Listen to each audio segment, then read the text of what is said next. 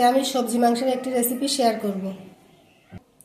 এর জন্য আমি লাউ, কুমড়া, পেঁপে কিউব কিউব করে কেটে নিয়েছি।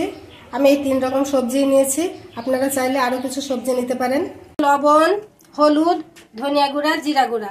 আর এখানে আমি 400 গ্রাম মুরগির মাংস ধুয়ে পরিষ্কার করে রেখেছি। আর লাগবে সাদা তেল। তেলটা এখন আমি কড়াইতে দিয়ে দিচ্ছি।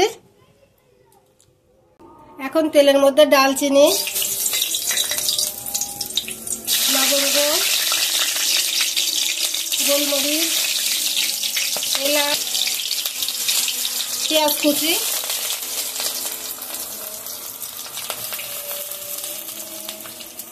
পেঁয়াজটা কিছু সময় ভেজে নেব। রসুন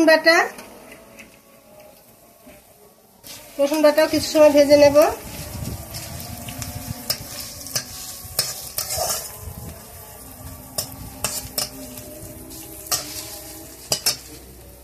আদা বাটা, এখন সবগুলো একসঙ্গে ভালোভাবে ভেজে নেব।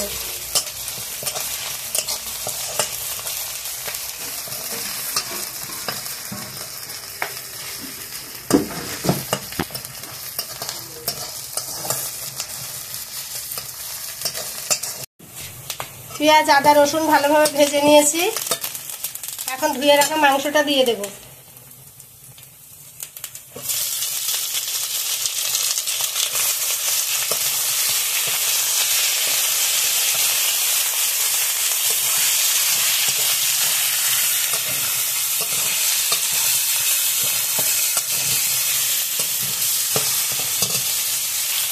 মাংসের মধ্যে একে একে লবণ,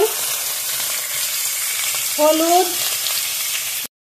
জিরে ধনে গুঁড়ো দিয়ে দিলাম। সামান্য একটু পানি দেব। শুকনো মরিচ বাটাটা দিয়ে দেব।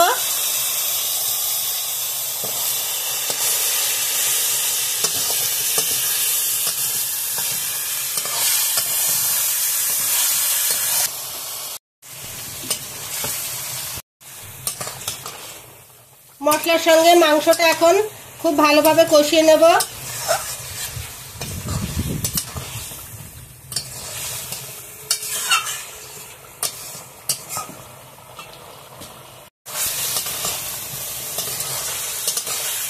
মাঝে মাঝে একটু নেড়ে দেব, তা নাহলে তলা থেকে লেগে যাবে, তা নাহলে নিচে লেগে যাবে।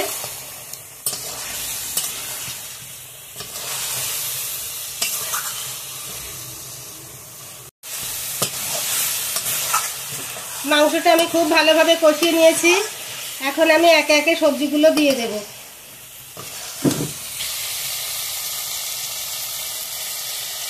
তো পেঁপেটা সিদ্ধ হতে একটু সময় লাগবে, তো আমি পেঁপেটা আগে দিয়ে দেব।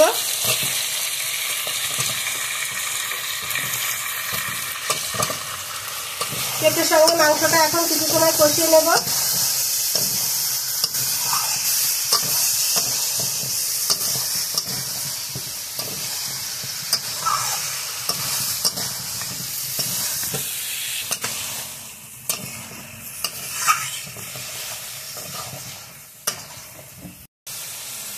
কয়েকটা তেজপাতা ছিঁড়ে দিয়ে দিলাম।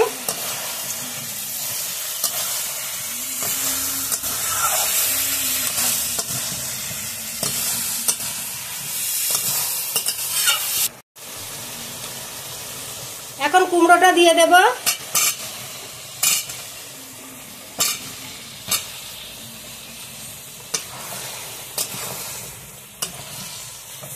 এখন কুমড়োটাও ভালোভাবে কষিয়ে নেব।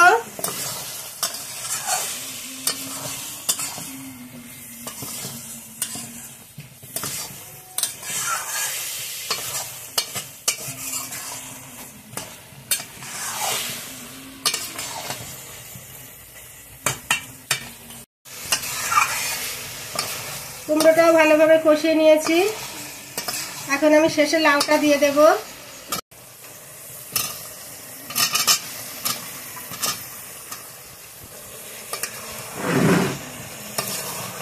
লাউটাও খুব ভালোভাবে কষিয়ে নেব।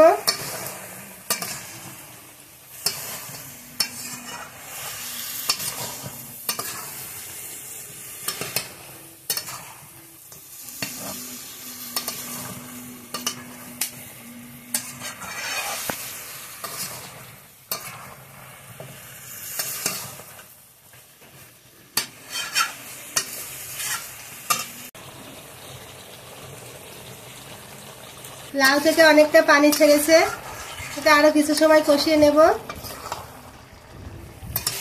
সবজিগুলোর সঙ্গে মাংসটা খুব ভালোভাবে কষিয়ে নিয়েছি। এখন আমি সিদ্ধর জন্য পানি দিয়ে দেব। এই পানিতে মাংস আর সবজিটা আবার ভালোভাবে সিদ্ধ হয়ে যাবে। এখন আমি এটা ঢাকা দিয়ে রান্না করে নেব।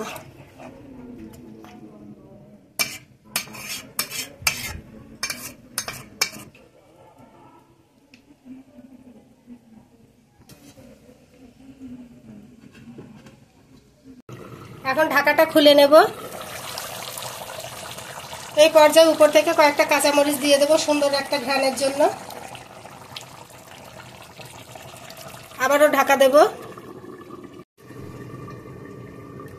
ঢাকাটা খুলে নেব আর সবজিগুলো দেখে নেব। সবজিগুলো আমার সব ভালোভাবে সিদ্ধ হয়ে গেছে। আমি এখন নামিয়ে নেব।